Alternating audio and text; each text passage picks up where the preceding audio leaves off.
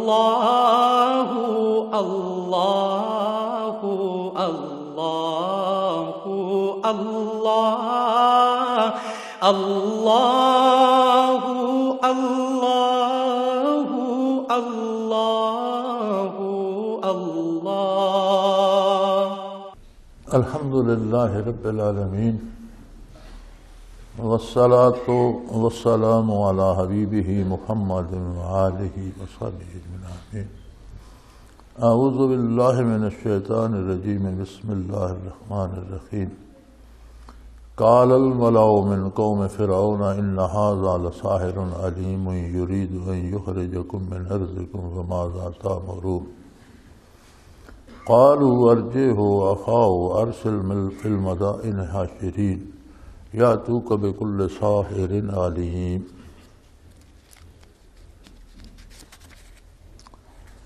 وجاء السحرة فرعون قالوا ان لنا لأجرا ان كنا نحن الغالبين قال نعم وانکم لمن المقربین۔ قالوا یا موسى اما ان تلقي اما ان نكون نحن الملقين قال القوا فلما القوا سحروا اعین الناس واسترهبوهم وجاءوا بسحر عظیم۔ اوحینا الی موسیٰ ان الق عصاک فاذا هی تلقف ما یافکون فوقع الحق وبطل ما كانوا یعملون۔ اللهم سبحانك لا علم لنا الا ما علمتنا انك انت العلیم الحکیم۔ مولاي صل وسلم دائما ابدا على حبیبک خیر الخلق كلهم۔ اللہ کریم نے حضرت موسیٰ علیہ السلام اور فرعون کے جادوگروں کے مقابلے کی بات ارشاد فرمائی ہے، اور اس میں جادو کی اصلیت، اس کی قوت اور اس کے اثرات کا تذکرہ فرمایا ہے۔ موسیٰ علیہ السلام نے جب معجزات پیش فرمائے تو قال الملأ من قوم فرعون ان ھذا لساحر علیم، تو فرعون کے درباریوں نے فرعون سے کہا کہ یہ تو کوئی بہت بڑا جادوگر ہے۔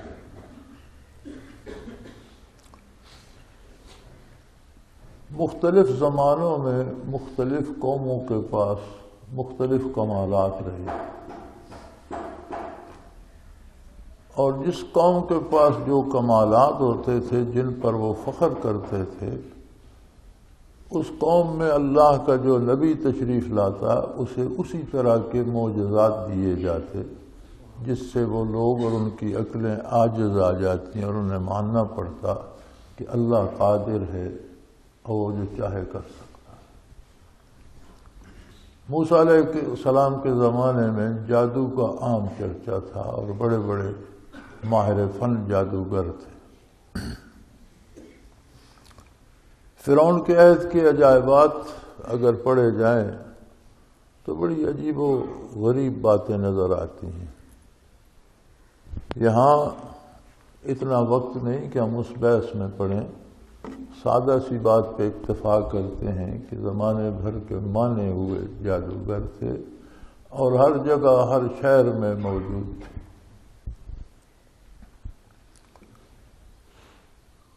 تو معجزات دیکھ کر جادوگروں نے کہا کہ یہ تو کوئی بہت بڑا جادوگر ہے، ایسا تو ہم نے کسی جادوگر سے نہیں دیکھا۔ اور لگتا یہ ہے کہ یہ ہم سے ہماری زمین، ہمارا ملک چھیننا چاہتا ہے، ہمیں حکومت سے اور اختیارات سے خارج کرنا چاہتا ہے۔ یرید ان یخرجکم من ارضکم، ہمیں ہماری زمین سے بے دخل کرنا چاہتا ہے اور خود اقتدار پر قبضہ کرنا چاہتا ہے۔ فماذا تأمرون، تو فرعون نے کہا کہ اس صورت میں تم کیا مشورہ دیتے ہو، کیا فیصلہ کرتے ہو، اس کا کیا علاج کیا جائے؟ قالوا ارجعه واخاه، اہل دربار نے کہا کہ فی الحال تو ان کو اور ان کے بھائی کو آپ واپس بھیج دیں، وَأَرْسِلْ فِي الْمَدَائِنِ حَاشِرِينَ، اور اپنے قاصد جو ہیں وہ تمام شہروں میں بھیج دیں، یَأْتُوکَ بِكُلِّ سَاحِرٍ عَلِیمٍ، تاکہ چھوٹی چھوٹی کے جو جادوگر ہیں ان کو وہ آپ کے دربار میں بلا لائیں۔ ساحر علیم، بہت چھوٹی کے جادوگر، بڑے عالم، بڑے جاننے والے، اس فن کے فاضل جو ہیں ان کو آپ کے دربار میں بلا لائیں۔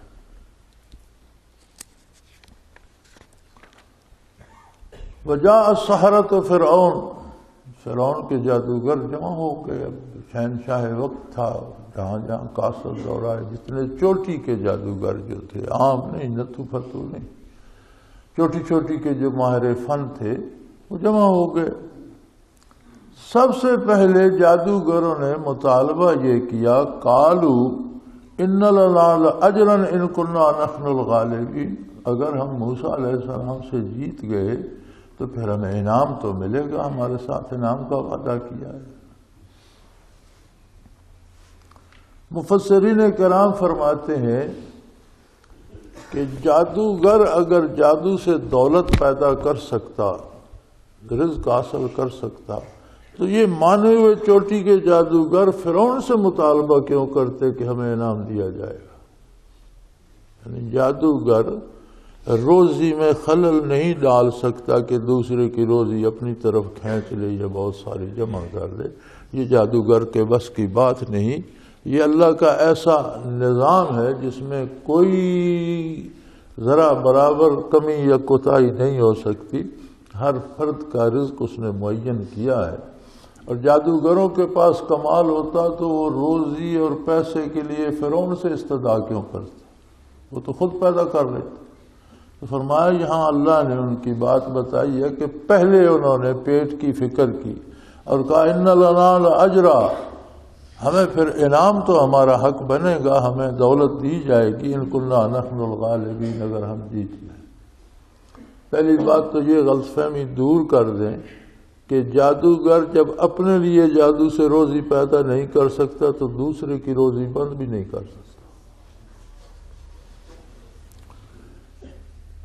فرعون نے کہا بے شک، قال نعم، بالکل تمہیں انعام دیں گے، بلکہ انکم لمن المقربین، میں تمہیں اپنے اہل دربار میں اور اپنے مقربین میں شامل کر لوں گا، اور جو مراعات اور جو انعامات انہیں ملتے ہیں وہ سب تمہیں بھی نصیب ہوں گے۔ اب جادوگروں نے یہ سمجھا ہوا تھا کہ موسیٰ علیہ السلام کوئی بڑے جادوگر ہیں، نبی سمجھ کر تو مقابلے میں نہیں آئے تھے۔ اس فن کا ماہر سمجھتے ہوئے انہوں نے ادب کیا، احترام کیا کہ ماہر فن ہے، اس شعبے کا بہت چوٹی کا آدمی ہے۔ تو انہوں نے کہا قالوا یا موسیٰ اما ان تلقی یا اما ان نکون نحن الملقین، انہوں نے کہا موسیٰ آپ پہلے اپنا عصا پھینکنا پسند فرمائیں گے یا ہمیں اجازت ہے ہم اپنا کمال پہلے دکھائیں؟ ادب کیا اللہ کے رسول کا، لیکن رسول یا نبی جان کر نہیں، ماہر فن جادوگر جان کر۔ یہ ادب بھی ان کے کام آ گیا اور انہیں توبہ نصیب ہو گئی۔ اور جو صبح جنہیں ایمان بھی نصیب نہیں تھا، ڈوبتے سورج نے انہیں شہید دیکھا۔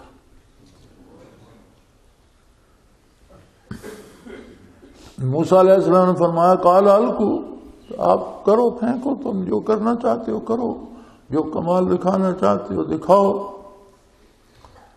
فلما القوا، جب انہوں نے اپنے وہ رسے اور لکڑیاں اور ڈنڈے اور چیزیں پھینکی، سحروا اعین الناس، لوگوں کی نگاہوں پر جادو کر دیا۔ قرآن کہتا ہے ڈنڈوں پر، لکڑیوں پر، لاٹھیوں پر، گیلیوں پر، رسوں پر جادو نہیں ہوا، رسے رسے ہی رہے، لکڑیاں لکڑیاں ہی رہیں، لوگوں کی نگاہوں پر جادو کر دیا۔ قوت متخیلہ متاثر ہوتی ہے نظر جو دیکھتی ہے، اور وہ تصویر بنا کر دماغ کو دیتی ہے، اور دماغ سمجھتا ہے کہ یہ فلاں چیز ہے۔ جب نظر ہی متاثر ہو گئی اور اسے کچھ کا کچھ نظر آنے لگا تو دماغ کو وہی تصویر جائے گی۔ ایک کام تو انہوں نے یہ کیا کہ ان کو، جسے آج کل بھی کہتے ہیں، نظر بندی کر دی، یعنی حقیقت کچھ تھی، انہیں کچھ اور نظر آنا۔ سحروا اعین الناس، لوگوں کی آنکھوں پر جادو کر دیا۔ واسترہبوہم، اور انہیں بہت ڈرایا۔ یعنی یہ دو چیزیں لازم و ملزوم ہیں۔ پہلے انہوں نے لوگوں کو پیچھے ہٹ جاؤ، یہ اژدہا بن جائیں گے، یہ تمہیں کھا جائیں گے، پھر ہم ذمہ دار نہیں ہوں گے، دور دور ہو جاؤ، یہ جو ہم نے لائن لگائی ہے اس کے اندر کوئی نہ آئے، ورنہ یہ بڑے بڑے اژدہا بن جائیں گے، تمہیں نگل جائیں گے۔ تو لوگ دہل گئے، ڈر گئے۔ یعنی اگر جادوگر کے مقابلے میں جو بندہ ہے وہ ڈرے نہیں، اللہ سے ڈرے، جادوگر سے نہ ڈرے، اس کے جادو سے نہ ڈرے، تو جادو اثر نہیں کرتا۔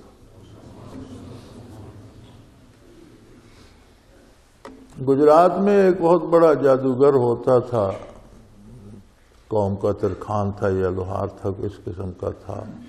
تو بڑے بڑے اہل علم کو بھی اس نے رسوا کیا، اور بڑے بڑے معزز لوگوں کو رسوا کیا۔ جو اس سے ملنے جاتا اس پہ ایسا جادو کرتا کہ وہ اسے پاگل کر دیتا، پھر اس سے جائیداد لکھوا لیتا، زمینیں لکھوا لیتا، اس کو مزدوری پہ لگا دیتا، کپڑوں کی جگہ ایک بوری پہنا دیتا۔ بڑا مشہور تھا، اور اس میں کئی مولوی حضرات بھی گئے، اور وہ گاڑیاں منوا کر واپس آیا اور اس کے اسیر ہو گئے۔ تو ہمارے امان اللہ لق صاحب اس کے پاس گئے اور کہا، یار کرو جادو، جو کچھ مجھ پہ کر سکتے ہو، دیکھیں تمہارا کیا کمال ہے۔ تو اس نے ان سے جان چھڑائی کہ چلے جاؤ یہاں سے، نہیں کرتا۔ کیوں نہیں کرتا تھا ان پر؟ اسے پتہ تھا کہ یہ مجھ سے ڈر نہیں رہا، الٹا مجھ پہ زبردستی کر رہا ہے اور مجھے دبا رہا ہے، تو اس پر جادو کیا چلے گا۔ یعنی ایک نقطہ قرآن کریم نے یہ بھی فرمایا کہ اگر جادوگر کے جادو سے آپ ڈریں نہیں تو اس کا جادو اثر نہیں کرتا۔ اس کا مطلب ہے کہ کمزوری اپنے اندر ہوتی ہے تو جادو اثر کرتا ہے۔ سحروا اعین الناس واسترہبوہم، انہیں ڈرایا، ان کی نگاہوں پہ جادو کیا، یعنی حقیقت میں کوئی چیز نہیں بدلی، کیونکہ قلب ماہیت حرام ہے۔ قلب ماہیت سے مراد یہ ہوتی ہے کہ جو چیز اللہ نے بنائی ہے اسے بدل کر کچھ اور بنا دینا، یہ حرام ہے، یہ ممکن نہیں ہے، ناممکن ہے۔ حضرت رحمۃ اللہ علیہ سے کسی نے یہ مسئلہ پوچھا تھا کہ جی میں کوشش کر رہا ہوں اور مجھے امید ہے میں کامیاب ہو جاؤں گا اور میں سونا بنا لوں گا چاندی سے یا پارے سے یا اس سے۔ یہ ایک وہم ہے، لوگوں کو ساری ساری عمر لگے رہتے ہیں، پھر کہتے ہیں تھوڑی سی آگ کی کسر رہ گئی تھی، اسی میں برباد ہو جاتے۔ تو حضرت نے فرمایا کہ قلب ماہیت حرام ہے، قلب ماہیت نہیں ہو سکتی۔ جسے اللہ نے چاندی بنایا وہ چاندی رہے گی، جسے سونا بنایا سونا رہے گا، جسے فولاد بنایا فولاد رہے گی، جسے انسان بنایا انسان رہے گا، جسے جانور بنایا جانور رہے گا، جانور سے انسان، انسان سے جانور، یہ نہیں بن سکتا، یہ ممکن نہیں ہے۔ اسے کہتے ہیں قلب ماہیت، یعنی اس کی حیثیت تبدیل کر کے کوئی دوسری چیز کی حیثیت دے دینا۔ تو فرمایا یہ حرام ہے، یہ ممکن نہیں ہے۔ تو اب جادوگر بھی وہ لکڑیوں سے سانپ تو نہیں بنا سکتے تھے، قلب ماہیت تو حرام ہے۔ معجزے کے طور پر نبی سے صادر ہونا وہ ہوتا ہی ان اصولوں سے بالا تر ہے، وہ من جانب اللہ ہوتا ہے وہ، اور پھر وہ بھی ہمیشہ نہیں ہوتا۔ موسیٰ علیہ السلام کی لاٹھی ہمیشہ کے لیے اجدار نہیں رہی، موسیٰ علیہ السلام کے وصال کے بعد تو وہ لاٹھی کی لاٹھی ہے۔ ابھی تک کسی عجائب گھر میں غالباً توپ کاپی میں یہ کہیں وہ رکھی ہوئی ہے. پچھلے دنوں بھی اس پہ فیس بک پہ اس کی تصویر آئی ہوئی تھی موسیٰ علیہ السلام کی لاٹھی کی. پھر تو اژدہا نہیں بنی، یعنی وہ لکڑی سے اژدہا مستقل نہیں بنی. معجزاتی طور پر اللہ بنا دے تو وہ قادر ہے. پھر اللہ کریم فرماتے ہیں وَجَاءُوا بِسِحْرٍ عَظِيمٍ، انہوں نے بہت ہی بڑا جادو کیا، بہت بڑا. وَأَوْحَيْنَا إِلَىٰ مُوسَىٰ أَنْ أَلْقِ عَصَاكَ، ہم نے موسیٰ علیہ السلام کو فرمایا کہ آپ اپنی لاٹھی پھینک دیجئے. انہوں نے لاٹھی پھینک دی. فَإِذَا هِيَ تَلْقَفُ مَا يَأْفِكُونَ، وہ جتنے سانپ اژدہا انہوں نے بنائے تھے رسوں، لکڑیوں، گیلیوں، لاٹھیوں کے، اس نے ایک سرے سے نگلنا شروع کر دیا اور سب کو ہڑپ کر گئی. حضرت رحمۃ اللہ علیہ یہاں تشریف فرمایا کرتے تھے کہ جادو کا نظام یہ ہے کہ اگر ایک شخص نے جادو کر کے لاٹھی کو سانپ بنا دیا اور کوئی دوسرا جادوگر اس جادو کو کا توڑ کرتا ہے تو وہ سانپ سے پھر لکڑی بن جائے گی، یعنی جادو کا اثر ضائع ہو جائے گا. یہاں یہ نہیں ہوا کہ وہ جو انہوں نے اژدہے بنائے تھے وہ پھر لکڑیاں یا رسے بن جائیں. وہ تو لاٹھی اتنا بڑا اژدہا بنی کہ انہوں نے جتنے بنائے تھے سب کو نگل گئی. اور جب موسیٰ علیہ السلام نے ہاتھ میں لی تو اتنی ہی لاٹھی، پتہ نہیں وہ لاٹھیاں کہاں غائب ہو گئیں، وہ رسے کہاں غائب ہو گئے. لاٹھی کا حجم تو نہیں بڑا، وہ تو اتنی ہی تھی. تو جادوگروں کو یہ بات سمجھ میں آ گئی کہ یہ جادوگر نہیں. اگر جادوگر ہوتا تو ہمارے بنائے ہوئے اژدہے پھر رسیاں اور لکڑیاں اور لاٹھیاں بن جاتے، وجود تو ان کا باقی رہتا. لیکن یہ بات ان کی سمجھ میں کیسے آ گئی؟ باقیوں کی سمجھ میں تو نہیں آئی. بے شمار لوگ، پوری قوم جمع تھی اور بادشاہ بیٹھا تھا، ان کی سمجھ میں کیوں نہیں آئی؟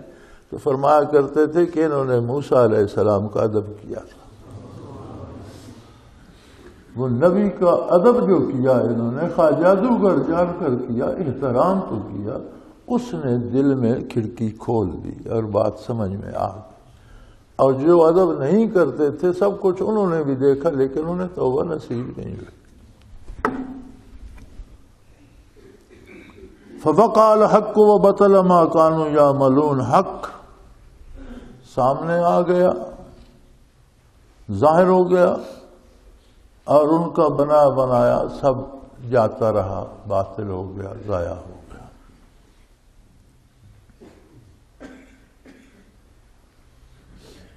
آگے لمبا قصہ ہے.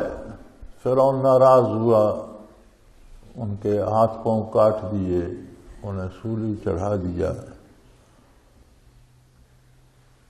لَأُقَطِّعَنَّ أَيْدِيَكُمْ وَأَرْجُلَكُمْ مِنْ خِلَافٍ ثُمَّ لَأُصَلِّبَنَّكُمْ أَجْمَعِينَ. تو انہوں نے کہا قَالُوا إِنَّا إِلَىٰ رَبِّنَا مُنْقَلِبُونَ. کوئی بات نہیں، تو ہمیں قتل کر دے گا تو ہم اپنے پروردگار کے پاس چلے جائیں گے. پھر انہوں نے برزخ کے حالات بیان فرمائے کہ وہاں یہ ہوگا، یہ ہوگا، یہ ہوگا. یہ ساری باتیں انہیں کس نے بتائیں؟ انہوں تو میدان میں آنے تک انہیں تو کلمہ بھی نصیب نہیں تھا.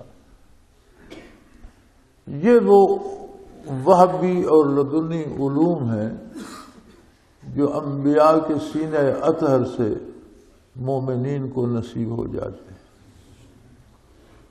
انہوں نے کوئی نماز ادا نہیں کی، انہیں کسی نے سکھائی نہیں، اسی میدان کی کشمکش میں وہ شہید ہو گئے. انہیں کسی نے پڑھایا نہیں، برزخ کے حالات بتائے نہیں، لیکن وہ سب کچھ بیان کر رہے ہیں سولی پہ چڑھتے ہوئے بھی کہ یہ ہوگا، یہ ہوگا، یہ ہوگا. تو یہ وہ برکات تھیں کہ جب وہ فنا فر رسول ہوئے تو علوم رسالت، قلب رسالت سے ان کے دلوں میں منتقل ہو گئے. یہاں تک تو یہ بات تھی کہ جادو کیا ہے، اس کی حیثیت کیا ہے. اجتماع میں عموماً اپنے ذکر اذکار کے متعلق، مراقبات کے متعلق بات ہوتی ہے، یہ میں نئی بات کیوں لے بیٹھا ہوں؟ اصول یہ ہے کہ دنیاوی اور ظاہری علوم خواہ دین کے ہوں، دنیا کے ہوں یا دین کے، علوم ظاہری جو ہیں یہ بندے میں انا پیدا کرتے ہیں، انانیت پیدا کرتے ہیں، اور ایک چیز پیدا کرتے ہیں کہ میں بھی کچھ ہوں۔ کوئی دنیاوی علوم بہت حاصل کر لیتا ہے تو اپنے آپ کو بہت بڑا سمجھنے لگ جاتا ہے۔ دینی علوم بھی حاصل کرنے کے بعد اگر اصلاح قلبی میسر نہ ہو تو بندہ خود بہت بڑا بن جاتا ہے، میں بہت بڑا مفتی ہوں، میں بہت بڑا عالم ہوں، میرے جیسا دوسرا کوئی نہیں، انانیت آ جاتی۔ علوم روحانی یا باطنی علوم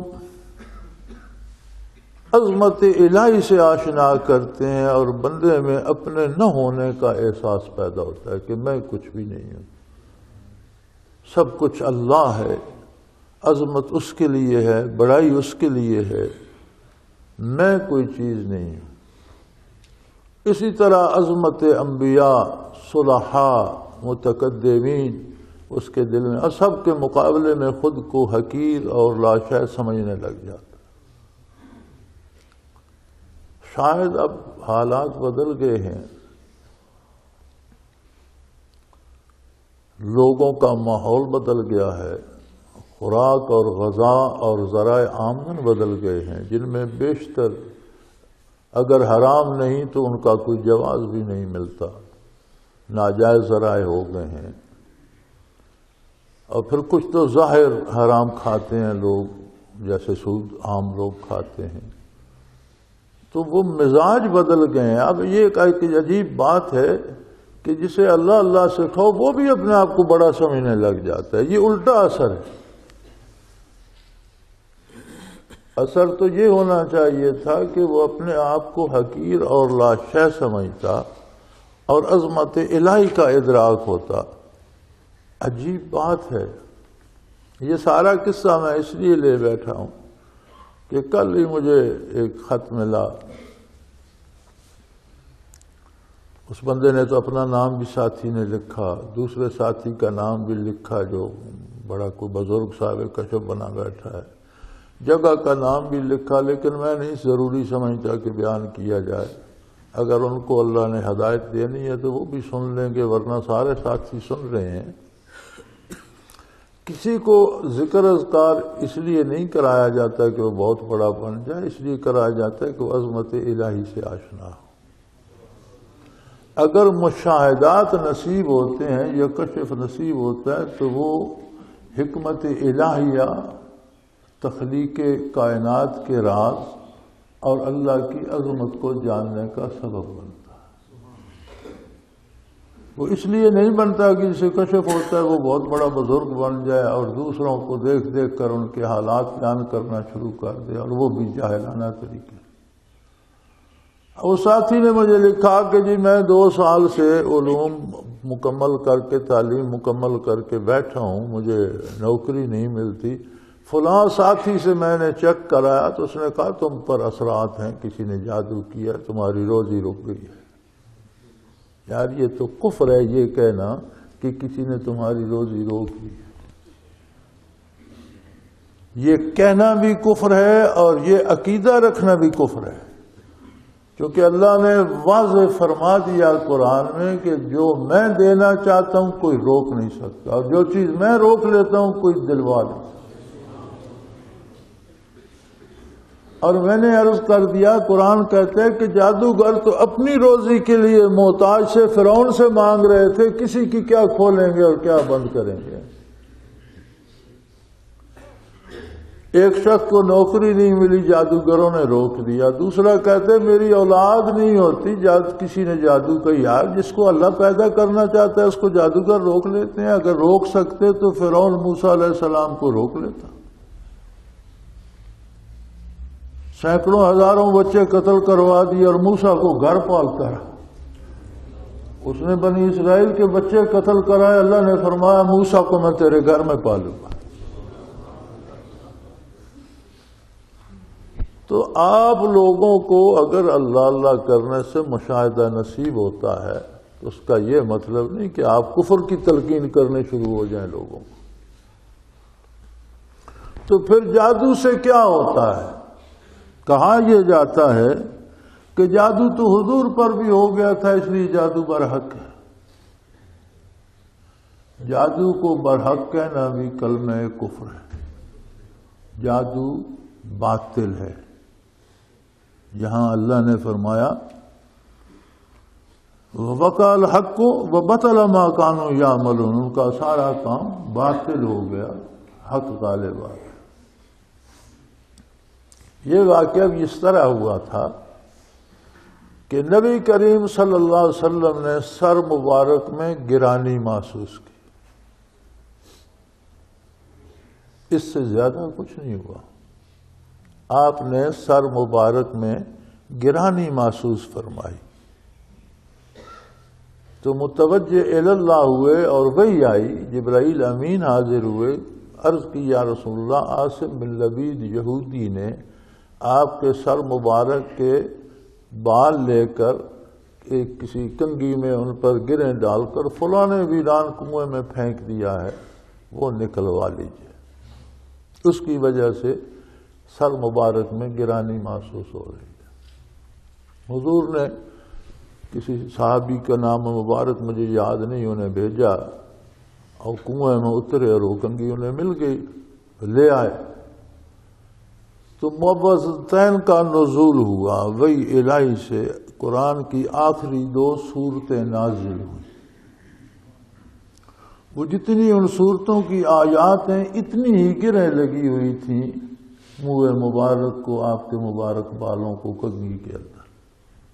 تو ایک ایک آیے کریمہ حضور پڑھتے جاتے تھے تو ایک ایک گرہ کھلتی جاتی تھی، معوذتین مکمل ہوئیں، وہ گریں کھل گئیں، وہ اثر ختم ہو گیا۔ اللہ کریم قادر تھا کہ اتنا اثر بھی نہ ہونے دیتا اور جادو کو باطل کر دیتا، لیکن تعلیم امت کے لیے اللہ کریم نے جادو کی حیثیت بھی متعین کر دی اور اس کا علاج بھی بتا دیا۔ تو جادو باطل ہے، کلام الہی برحق ہے، حق ہے۔ جادو سے زیادہ یہ اولاد نہیں رک سکتی، جادو سے روزی نہیں رک سکتی، جادو سے کچھ بھی نہیں ہو سکتا۔ ہاں اگر کوئی جادو کسی پہ کرتا ہے اور وہ بھی اگر جادوگر کامل ہو، اپنے علم میں فن میں تکڑا ہو سکتا ہے کہ فزیکلی مادی طور پر اسے کوئی بیماری یا کوئی تکلیف یا کوئی ایذا محسوس ہو۔ یہ ممکن ہے کہ اگر حضور صلی اللہ علیہ وسلم نے سرگرانی محسوس فرمائی تو ماں و شماع کو بھی کوئی بیماری لگ سکتی ہے، کوئی تکلیف، کوئی پریشانی اس طرح کی ہو سکتی ہے، اور اس کا علاج ہے۔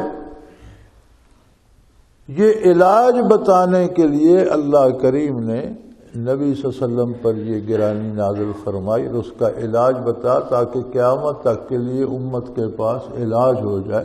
اگر کوئی سمجھتا ہے کہ اس پر کسی جادو کا اثر ہے تو معوذتین پڑھے اور آخر درود شریف کے ساتھ دونوں صورتیں 3 بار، 7 بار، 5 بار تاک عدد پڑھ کے، تاک بار درود شریف پڑھے، تاک عدد صورتیں دونوں پڑھے، خود پر دم کر لے، ہر نماز کے ساتھ کر لے، صبح و شام کر لے۔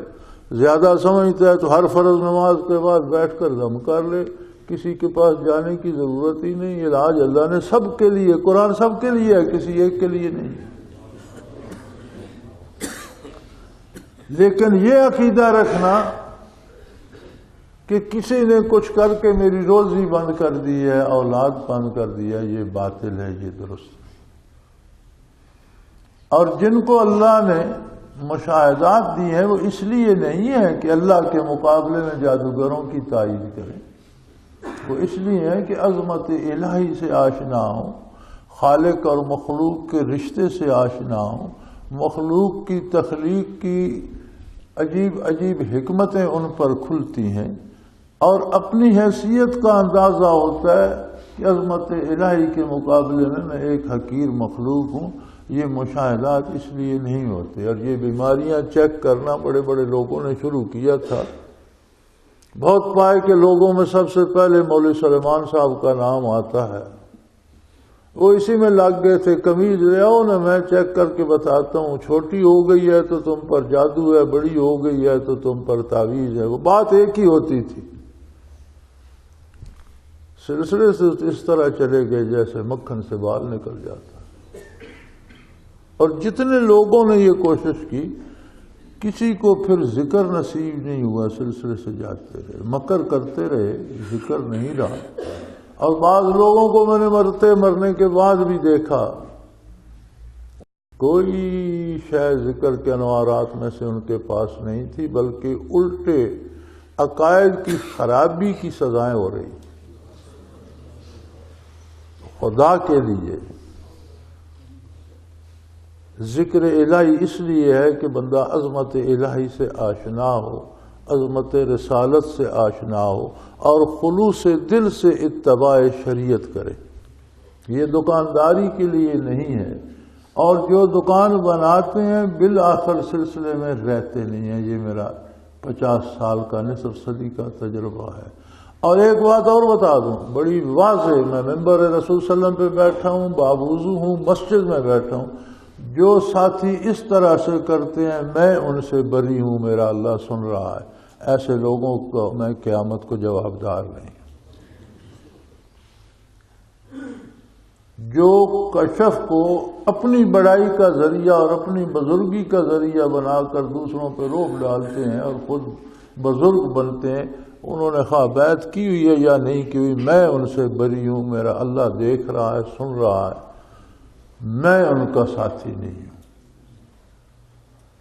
لہذا میری گزارش یہ ہے کہ میں نے آپ کے سامنے قرآن کریم سے جادوگر اور جادو کی حیثیت بھی عرض کر دی. اللہ کریم نے اس کا علاج بھی دیا ہے. اس کے لیے کوئی بندہ کسی دوسرے کا محتاج نہیں ہے. خود موعظتین پڑھ لے اور آخر درود شریف پڑھ کر پانی پر پھونک مار کے پی لے، اپنے اوپر پھونک مار لے، کسی پتھر پہ دم کر کے کوئی جگہ متورم ہو گئی ہے یا کوئی پھوڑا بن گیا اس پر پھیرتا رہے، انشاءاللہ ٹھیک ہو. جادو کا اثر جاتا رہے. اور کوئی طبی وجہ ہے اور کوئی جسم میں فساد ہے تو الگ بات ہے. جو تکلیف جادو کی وجہ سے ہے وہ ختم ہو جائے گی. اب مصیبت یہ ہوگی کہ کسی کوئی بھی تکلیف ہو وہ جادو کی وجہ سے ہی سمجھ لیتا ہے. ساری تکلیفیں تو جادو کی وجہ سے نہیں ہوتی. اور کوئی اس کا سبب طبی ہے تو اس کا علاج ہونا چاہیے، طبی علاج ہونا چاہیے. اگر وہم ہے کہ کسی نے جادو کی ہے تو آپ موعظتین پڑھ کر دم کرتے رہیں. اور یاد رکھیں ذکر اذکار، مراقبات، مشاہدات یہ اللہ کی عطا ہے. اور اس لیے ہے کہ بندہ حکمت الہی کے راز جانے اور اس کی عظمت سے زیادہ آشنا ہو. اور جتنا عظمت الہی سے آشنا ہو اتنا خلوص سے اس کی اطاعت کرے اور دین کے اندر آ جائے اور اللہ کے رسول کا تابع ہو جائے. تو اللہ کریم ہم سب کو ہدایت پہ قائم رکھے. یہ بڑا نازک معاملہ ہے، نازک مرحلہ ہے. اور یاد رکھیں کہ بڑا اصول ہے، نبی پر جو وحی آتی ہے نبی کی پوری امت اس کی مکلف ہوتی ہے. اور نبی کا خواب بھی وحی کا درجہ رکھتا ہے. اگر اللہ کا نبی خواب میں کچھ دیکھ کر ارشاد فرماتا ہے تو پوری امت مکلف ہے کہ اس کا اتباع کرے. نبی کے بعد صحابی ہو، تابعی ہو، تبع تابعی ہو، اور یا اللہ تو ان کے جوتوں کے غلام ہیں، ولی اللہ ہو، اس کا کشف اس کے اپنے لیے ہے، کوئی دوسرا اس کا مکلف نہیں. مجھے کسی چیز کا کشف ہوتا ہے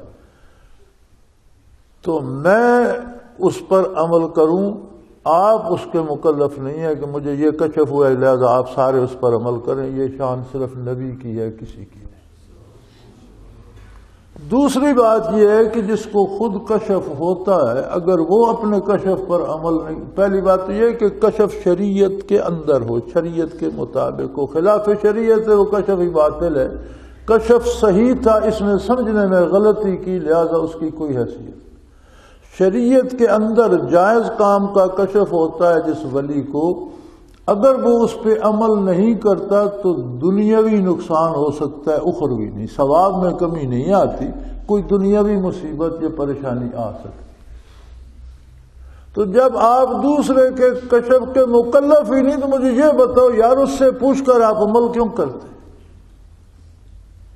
اگر کسی کو کشف ہوتا بھی ہے تو کوئی دوسرا تو اس کا مکلف نہیں، پھر اس سے پوچھنے کی کیا ضرورت ہے؟ یہ پوچھنے والے بھی ایسے ہی ہیں اور بتانے والے تو ان سے بھی گئے گزرے ہیں، وہ اللہ کا خوف نہیں کرتے، اور خود ہی یہ کہنا کہ میرے کشف پر عمل کرو یہ تو دعوی نبوت ہے۔ خود کو اس مقام پہ سمجھتے ہیں کہ دوسرے تمہارے کشف کے مکلف ہیں۔ تو مجھے انہوں نے خط لکھا، میں نے جواب نہیں دیا۔ اب اس کا جواب کیا دینا تھا، میں نے کہا ممبر پہ ہی دوں گا، سب تک پہنچ جائے گا۔ تو یہ خرافات ہیں، دنیا کے حالات بدلتے رہتے ہیں، بندے پہ فراخی بھی آتی ہے، تنگی بھی ہے، ہر آدمی پہ آتی ہے۔ میں وہ بندہ ہوں، میں نے 29 روپے ماہوار پہ بھی ملازمت کی ہے، 50 روپے ماہوار پہ بھی ملازمت کی ہے، 80 روپے ماہوار پہ بھی ملازمت کی ہے۔ میں سمجھتا ہوں جب میں 25 روپے کا یا 50 روپے کا ملازم تھا تب میرے لیے زندگی آسان تھی۔ آج میں 5-7 لاکھ ہر مہینے ملازموں کو تنخواہ دیتا ہوں، لیکن میرے پاس اپنے لیے ایک لمحہ نہیں بچتا۔ تو جب میں 25 روپے ماہوار لیتا تھا تو سارا دن آرام کرتا تھا، اور کام کے وقت کام، اور پھر چھٹی اور بے فکری۔ یہ اللہ کریم کا نظام ہے۔ لاکھوں روپے تنخواہ ہم لوگوں کو دیتے ہیں، ایک وقت آتا ہے کہ خود مقروض ہو جاتے ہیں، اپنی ضرورت کے لیے دوسرے سے مانگنا پڑتا ہے، قرض لینا پڑتا ہے۔ یہ نظام کائنات ایسا ہے کہ قدم قدم پر بندے کو احساس دلاتا رہتا ہے کہ تم محتاج ہو، کبھی صحت کے اعتبار سے، کبھی مالیات کے اعتبار سے، کبھی حالات کے اعتبار سے۔ تو یار اس کو بزنس تو نہ بناؤ۔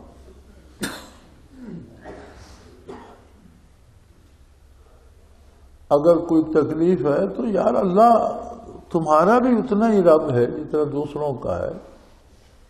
نماز پڑھ کے دعا کرو، دعا کرنا تو بڑی اچھی بات ہے۔ اللہ کریم نے خود تعلیم فرماتے نا فی الدنیا حسنۃ وفی الآخرۃ حسنۃ، دنیا میں بھی ہمیں آسانیاں عطا فرما، آخرت میں بھی خوبی عطا فرما۔ مانگو، اللہ سے مانگو۔